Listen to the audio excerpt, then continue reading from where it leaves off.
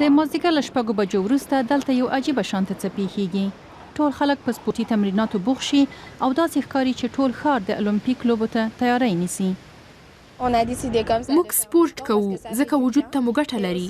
مغز او فکر مو له هغو ټولو کارونو او بوختیاوو چې په پوهنتون کې لرو آزادوي.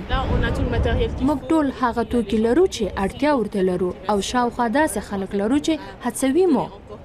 د لکونې سمندر غاړه د سپورت او بدني روزنې مینوالو د راغونډېدو په ځای اوښتي او دا ټول د هغه کس د هلو ځلو پایله ده چې د 10 کلونو را په دې خوا دلته ورزش کولو ته راځي. زه په 1981 او 82 کال کې دلته د ځغاستې لپاره راتلم. خلکو به راته کتل او له ما نه به یې غوښتنه کوله چې ورسره ورزش وکړم. ما به ورته وویل چې هو، ما له یوې وړې ډلې پیل وکړ او وروسته به بیا خلکو ویل چې یو کس چې مبکي نومیږي ډېر ښه روزونکی دی او باید ملاتړ یې وکړو.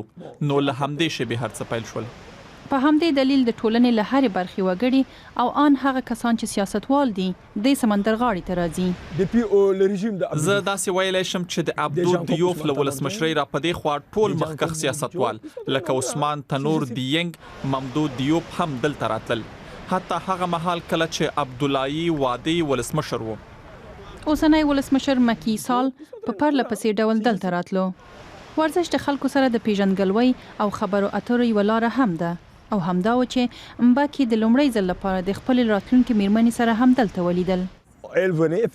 هغه به دلته راتله او را سره یې ښه چلند کاوه. وروسته مو فکر وکړ چې دواړو ترمنځ د اړیکې څرک تر سترګو کیږي او که رښتیا ووایم ورسره په واده کولو پښیمانه نه یم.